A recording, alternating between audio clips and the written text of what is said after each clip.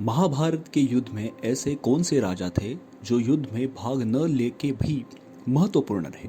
कैसे किया उस राजा ने युद्ध के हर दिन का भोजन का प्रबंध। आइए सुनते हैं महाभारत की एक दुर्लभ कहानी और अंत में सीखेंगे उससे मिलने वाली सीख। स्वागत है आपका हिस्टोरॉमर्स में, जहां हम खोजेंगे ऐसे रहस्य जो इतिहास के पन्नों में कहीं खो गए हैं।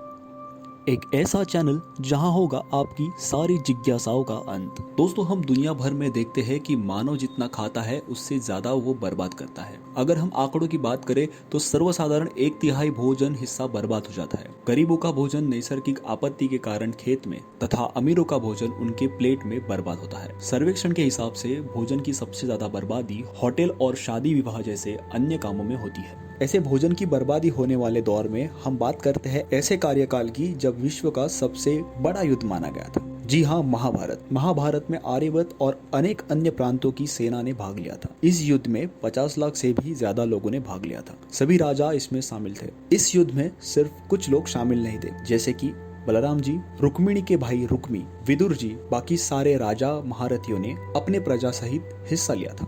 दोस्तों, ऐसे ही वक्त में उडुपी नामक राज्य, जो आज कर्नाटका में स्थित है, वहाँ के उडुपी नरेश राजा थे। वे भी तभी महाभारत के युद्ध क्षेत्र में अपनी सेना सहित पहुंचे थे। उडुपी के राजा को देख तभी उन्हें अपने पक्ष में लेने के लिए पांडवों और कौरवों ने अथक प्रयास किया।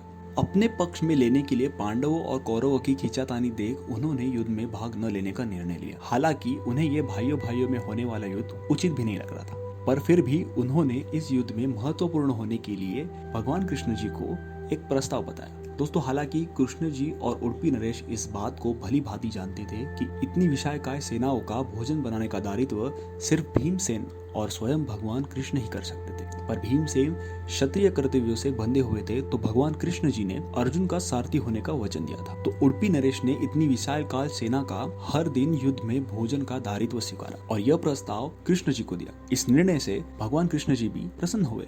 युद्ध आरंभ हुआ और पहले ही दिन विशालकाय सेनाओं का भोजन बनाकर सबको आश्चर्यचकित कर दिया। दूसरे दिन कुछ सेना मृत्युमुखी हो गई, तो बचे हुए सेना के लिए जितना चाहिए उतना भोजन पहले ही उडुपी नरेश ने बनाया। एक अन्न का दाना भी नहीं बच पाया और सभी सेना को पर्याप्त भोजन मिला। यह देखकर सभी आश्चर्यचकित हो गए और यह सिलसिला आगे भी चलता रहा। हर दिन जितने सैनिक मृत्युमुखी होते थे उतना ही कम भोजन बनता था और एक भी अन्न का दाना शेष न बचता। ऐसे करते करते एक एक दिन बीत गया और जितना चाहिए उतना भोजन बनता गया। आखिरकार युद्ध पांडवों ने जीत लिया और युद्ध समाप्त हुआ।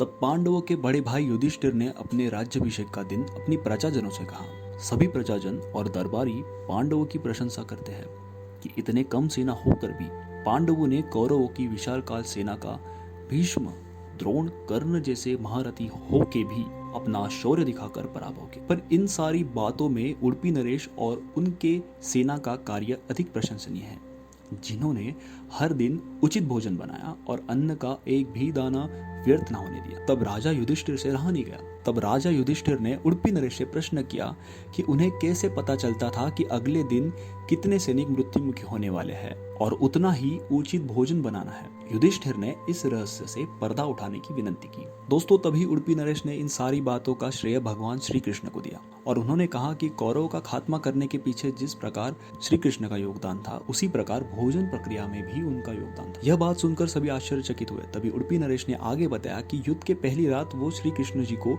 मूंगफली खिलाते थे। तभी उडुपी नरेश श्री कृष्ण जी को ध्यान से देखते थे कि वो कितनी मूंगफली खाते हैं। जितनी मूंगफली श्री कृष्ण जी खाते थे उतने 1000 गुना सैनिक युद्ध में मारे जाते थे। यह बात उडुपी नरेश को समझ आ गई। इसका अर्थ यह हुआ दोस्तों, अर्थात श्री कृष्ण जी 50 मूंगफली खाते थे तो अगले दिन 50,000 सैनिक मारे जाएंगे। यह बात उडुपी नरेश जान जाते थे।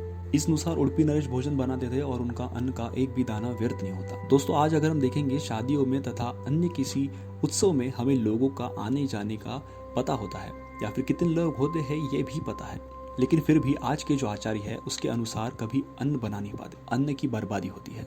तो दोस्तों, सिर्फ आंकड़ों का पता हो कि मतलब नहीं था। जितना श्री कृष्ण जी का योगदान था आंकड़े बताने का, उतना ही कहीं ज्यादा और उससे कहीं ज्यादा जो कला थी जो कि उडुपी नरेश के पास थी, वो प्रशंसाजनक है। दोस्तों, आज भी ये कथा कर्नाटक के उडुपी के कृष्ण मठ में सुनाई जाती है। यह कथा महाभारत की दुर्लभ कथाओं में से एक है। इस कथा का सबसे ज्यादा प्रचार संत माधवाचार्य ने किया था।